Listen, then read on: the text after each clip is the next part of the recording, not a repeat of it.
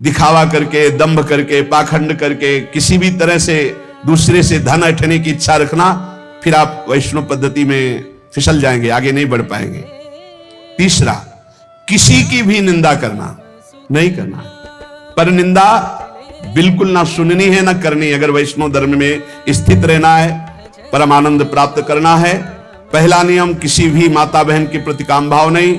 दूसरा गुण जो है निद्रा आलस्य प्रमादोत्थम तत्तामस मुदाहृतम, भजन में निषेध है, इसलिए निषेध किया गया है। और मद्य मांस मछली अंडा ये तो बिल्कुल निषेध किया गया है। वैष्णव होकर अगर इनकी तरफ या भक्त होकर जरा भी ऐसी दृष्टि रखता है तो पाखंडी है, वो भक्त नहीं है जो ऐसे जीवों को कष्ट देकर अपना उदर पोषण करना चाहे। पांचवा, वर्ज में मन से, वाणी से, शरीर से किसी की हिंसा ना करे। ये काया वाचा मानुषा अगर किसी को दुख देता है तो भगवत मार्ग में नहीं चल पाएगा। इसलिए भगवत मार्ग पुष्ट करने के लिए स्वयं कष्ट सहे, दूसरों को कष्ट न दे। आचरण, जो अपने धर्म के आचरण उन्हीं का पालन करे। जो हमारे गुरुदेव ने, हमारे आचार्य ने हमारा दिनचर्या बना दी, जो हमारा नियम बना दिया, हमको उसी के अनुसार चलना है। अपने आचार्य प्रदत्त धर्म में स्थित रहने में कभी संकोच न करें। दूसरा क्या करता है मैं नहीं देखना, हमारे आचार्य ने जो हमें आदेश किया हमको उसी मार्ग में चलना है। जो विधि निषेध किया गया उसका पालन करें। ये नहीं करना, ये करना है, इसे विधि और निषेध कहते हैं। विधि कहते हैं ये करना है, निषेध नहीं करना। सही औषधि नहीं उसकी हो पा रही, हमें कूद पड़ना चाहिए, हमें सहयोग करना चाहिए। धन की सार्थकता है इसी बात में कि दूसरों को हम सुख प्रदान कर सके। परोपकार सबसे बड़ा धर्म है। परहित सरिस धर्म नहीं भाई, पर पीड़ा सब नहीं अधमाई। श्री तुकाराम जी कह रहे हैं, पंडित हो या बालक हो, मूर्ख हो या विद्वान हो, जो नाम को पकड़ लेता है वो सब ज्ञान प्राप्त कर लेता है। सब ज्ञान, बात पकड़ लीजिए। पहले मास्टर जैसे बालक को हाथ पकड़ करके लिखवाता है काखा गागा, फिर एक दिन वो पूरा का पूरा शब्द पढ़ लेता है। ऐसे प्रारंभ में गुरुदेव साधन बताते हैं, बहुत ही कड़वा लगता है, लेकिन जब वो तो सब ज्ञान वचन है। भव सिंधु से पार हो जाओगे बिना प्रयास के, सुख पूर्वक यदि नाम जप करोगे। नाम जप की रुचि और बढ़े, इसीलिए ठाकुर सेवा का सौभाग्य मिला है। जैसे जैसे हृदय पवित्र होगा अपने आप नाम जप स्फुरित होने लगता है। तो जब ठाकुर सेवा का तुम्हें अवसर मिले तो जरूर दौड़ भागो, क्योंकि वो नाम जप में प्रीति बढ़ाएगा। ठाकुर सेवा, श्री जी की सेवा, ये तुम्हारे भजन की वृद्धि कर देगी। इसमें कभी ऐसा मत सोचो कि एकांत में बैठकर अगर मैं नाम जप करता तो ठीक था, ये हमको तो सेवा में लगना। सेवा से नाम जप की प्रीति और बढ़ती है। अगर देवालय में सेवा मिले या अपनी कुटिया में ठाकुर सेवा विराजमान करके मिले, देखो भाट की तरह उनकी स्तुति करो और तुच्छ नीच भाव रखकर अपने को उनकी सेवा में लगा दो, तो तुम्हारे हृदय में नाम सतत चलने लगेगा। जैसे सूत मागध बंदी जन राजा का गुण गाते हैं, ऐसे दैन्य होकर के प्रभु के गुण गाओ। देखो ना बड़े बड़े महापुरुषों के, सूरदास जी के अश्रु चल रहे, पद गा रहे, ठाकुर जी बैठे सुन रहे। ये भगवत मार्ग है, प्रेमियों का मार्ग है। इसमें अलग दैन्य भाव होकर पद गायन कर रहे और एकदम अपने को नीच समझ करके प्रभु की सेवा में लगे। बड़ी कृपा है जो हमसे सेवा करवा रहे हैं, नहीं तो पापाचरण भी तो शरीर से हो सकते हैं। दो बातें यदि हो रही तो तुकाराम जी कह रहे हैं, आपको सहज में अवसर मिला मानो दे, अब मृत्यु लोक के भोगों में फंस करके नाम जप मत छोड़ो। इंद्रियां ये कलह करती ही रहेंगी यदि भगवत प्राप्ति नहीं हुई थी। मुझे ये भोग भोगना है, नेत्रेंद्री कहेगी मुझे देखना है, श्रवणेंद्री कहेगी मुझे सूंघना है, जनेंद्री कहेगी मुझे भूंगना। ये सब इंद्रियां, घ्राणेंद्री सूंघने की तरफ, श्रवणेंद्री सुनने की तरफ, भोग इंद्रियां भोगने की, कितनी कलह है। ये कलह तब तक बनी रहेगी जब तक भगवत प्राप्ति नहीं होगी। कल एक प्रश्न कर रहे थे कि मैं बैंक में ऑफिसर हूं, मेरी कामना थी कि मैं एक बड़ा पदाधिकारी बनूं, तो बन गया, लेकिन मुझे शांति क्यों नहीं मिली। मैं अधिकारी हूं, मेरे पास सब भोग सामग्री जो जो मैंने कामना की थी सब, फिर भी मन अशांत क्यों रहता है। होगा एक ही कारण है, मन को विश्राम भगवान के चरणों से ही मिलेगा।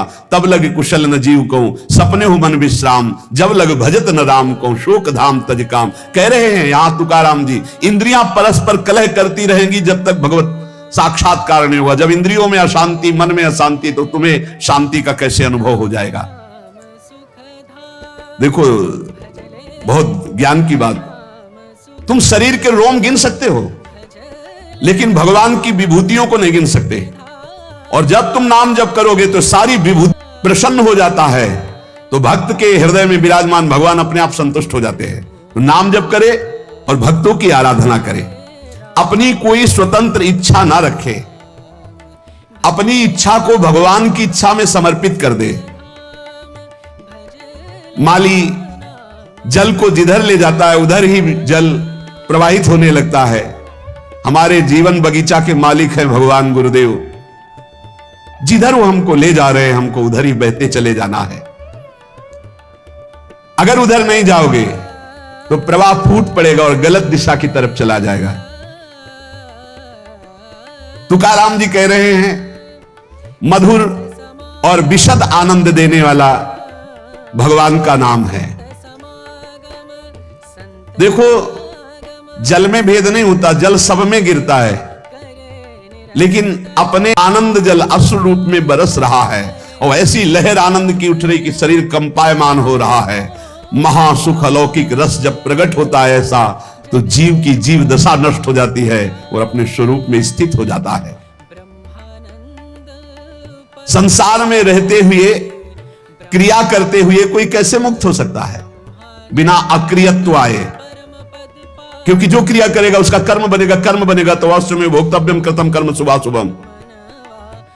तो कह रहे हैं तुकाराम जी, नटनाट्य अवधे संपादिले सोंग, ये जगत का जो नाटक का स्वांग रचा है उस परमात्मा ने रचा है।